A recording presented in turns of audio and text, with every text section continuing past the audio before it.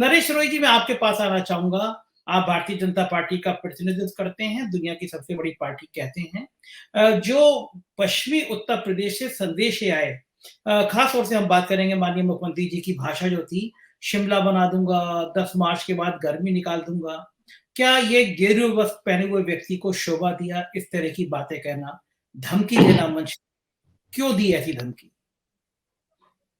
संजय जी देखिए, मुख्यमंत्री जी ने जो कहा, जिस तरह की आजकल राजनीतिक में भाषा का प्रयोग हो रहा है, इसको अच्छा नहीं माना जा सकता।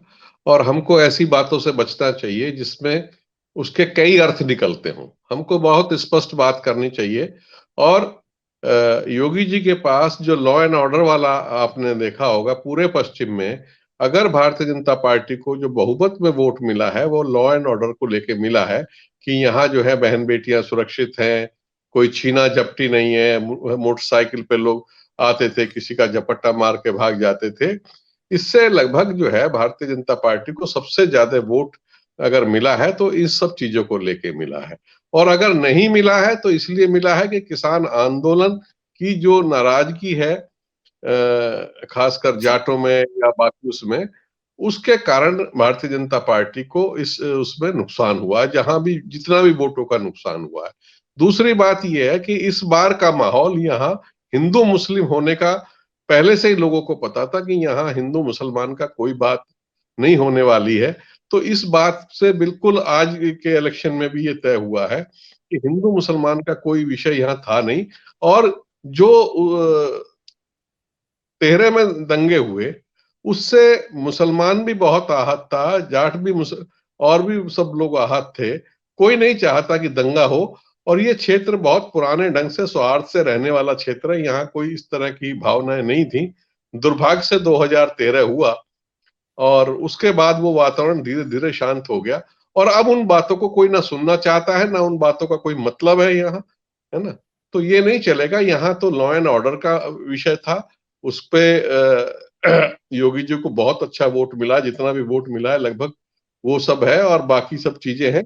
लेकिन जितना नहीं मिला है और जाट जाट किया गया तो वो उससे कोई आपने नरेश जी बहुत सफाई के साथ उत्तर प्रदेश सरकार को क्लीन चिट दे दी और मोदी सरकार को कटघरे में खड़ा कर दिया कि जो नहीं मिला है वो केंद्र सरकार जाने, किसान जाने, और जो मिला है वो योगी जी की कानून व्यवस्था के लिए मिला। लेकिन नरेश जी, जब कानून व्यवस्था इतनी अच्छी थी और केवल उसी के आधार पर वोट मिलना था, तो योगी जी मंच पे गर्मी निकालने की बात किसकी कह रहे थे, किसको शिमला बनाने की बात कह रहे थे, किसके पसीने आने की बात कर रहे थे?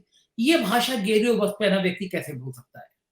देखिए संजय जी, इस तरह की भाषा का मैं तो कम से कम समर्थक नहीं हूं। मैं भारतीय जनता पार्टी का समर्थक हूं, उस पार्टी से जुड़ा हुआ हूं, 25 साल मैंने अपने जीवन के लगाए हैं। लेकिन मैं इस तरह की भाषाओं का कहने का किसी से या सुनने का भी आदी नहीं हूं। और इन बातों से कोई फायदा नहीं निकलता, समाज में वैमनस्य होता है। और मैं बताता हूं कि अगर ये हिंदू मुसलमान का ना होता तो मुस्लिम का वोट भी काफी मतलब जितना भी मिलता, लेकिन भारतीय जनता पार्टी की तरफ जो भी अब मिला होगा उससे शायद ज्यादा मिलता मुस्लिम नरेश के जी, मैं अंदर।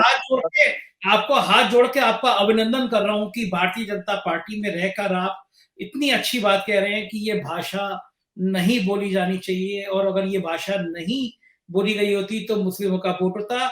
मैं सम्मान करता हूं आपका और अभिनंदन करता हूं आपकी संजय इस जी, बात संजय जी, का। मैं आपको बहुत स्पष्ट कर देता हूं कि हम लोग विचारधारा से प्रभावित होकर पार्टी में हैं और यहाँ कुछ देने के लिए आए, कुछ लेने के लिए नहीं आए। भाई साहब एन.के. सिंह जी जानते हैं, हम लोग कभी किसी के दरवाजे मांगने नहीं जाते हैं और ईमानदारी से काम करते हैं, अपना जो बेस्ट है वो पार्टी के लिए देते हैं। और हम तो चाहते हैं कि हमारी पार्टी सभी वर्गों में आगे बढ़े और बहुत अच्छी, जैसी पुरानी छवि थी हमारी उसी तरह की छवि रहे, जैसे अटल जी की छवि थी, अडवाणी जी की या जोशी जी की। ये पुरानी जो हमारी लीडरशिप है उस तरह का जो वातावरण जिन्होंने बनाया और गांव देहात के सब लोगों को जोड़ा, उन्होंने जाटों में जोड़ा, गुजरों में जोड़ा। त्यागी हमारे यहाँ आज 100% जो है बीजेपी का वोटर है। त्यागी पहले कभी कांग्रेस का वोटर होता था, तो जोड़ा। तो हम चाहते हैं कि इन वर्गों में सभी को प्रतिनिधित्व मिले, खाली जाट की बात ना हो। गुजरों में भी बहुत अच्छा वोट जो है पार्टी को मिल रहा है और वो लंबे समय तक मिलता रहे। उनके अंदर भी लीडरशिप को हम डेवलप करें, तो ये सब हमारा है। मैं कल मुझे एक किसी से बातचीत हो रही थी, तो केसी त्यागी जी कहीं बैठे हुए थे। केसी त्यागी जी केवल 17 महीने जो है यहाँ एमपी रहे हैं और 6 बार लड़े, लेकिन उनका जो नेतृत्व है, उन्होंने देखा, उनकी उपयोगिता को देखते हुए आज भी वो राष्ट्रीय लीडर है। केवल 17 महीने यहाँ लोकसभा के वो गाजियाबाद से सांसद रहे, लेकिन उनका जो नेतृत्व है उसने जो है त्यागी जी को बहुत सम्मान के साथ रखा और जो विचारधारा के साथ जोड़ के रखा है। लेकिन दुर्भाग्य हमारा ये है कि हम त्यागियों में कोई केसी त्यागी पैदा नहीं कर पाए। बालेश्वर त्यागी जैसे ईमानदार व्यक्ति को भी हमने हाशिए पर रख दिया। तो हम नहीं चाहते कि इस तरह की बात हो।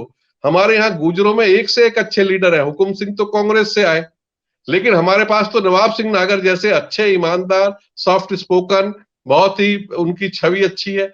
तो क्या हम उनको उसका कद का नेता नहीं बना सकते? तो हम तो चाहते हैं, जाटों में भी इस तरह से 90-91 से लेके अभी तक बहुत सारा कैडर ऐसा है जो जाटों में बहुत ईमानदारी के साथ भी काम पार्टी के लिए कर रहा है।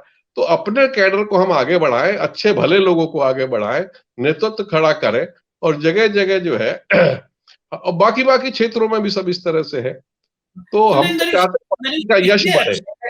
नरेश जी, इतने अच्छे ख्यालों के बाद, आडवाणी जी और वाजपेयी जी की आइडियोलॉजी के बाद, जो इंदिरा गांधी विपक्ष के नेता को भी माँ दुर्गा कहते हो, वो पार्टी अब इस स्तर तक आ गई कि इस तरह की भाषा बोलनी पड़ी है मुख्यमंत्री को। तो इसके पीछे कारण क्या है? मतलब आप जैसे पुराने कार्यकर्ता नेता क्या सोचते, क्या कारण होगा बीजेपी का यहाँ तक आ जाने का? पीछे क्या कारण है? संजय जी देखिए, ये बहुत सारे विश्लेषण का है, समय बदलता रहता है, बहुत सारे लोग दूसरी दूसरी विचारधाराओं से भी आते हैं, नया नया निजाम बदलता रहता है, अपनी कार्यशैली होती है सबकी काम करने की। लेकिन कुल मिला के भारतीय जनता पार्टी का शुरू से भी, जो मैं तो बचपन से देख रहा हूं, जो भारतीय जनता पार्टी को लोग वोट नहीं देते थे, वो भी इनके नेताओं की और कार्यकर्ताओं की बहुत तारीफ करते थे कि बहुत भले और सज्जन लोग हैं।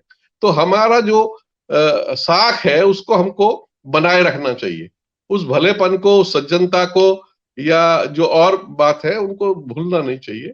उसको बना के रखेंगे तो मुझे लगता है कि अभी हम और 100 साल चलेंगे। लेकिन ये जो रास्ते दूसरे तरीके हैं शॉर्टकट, ये रास्ते कहीं जाके बंद हो जाते हैं जल्दी, ये ज्यादा लंबे चलते नहीं।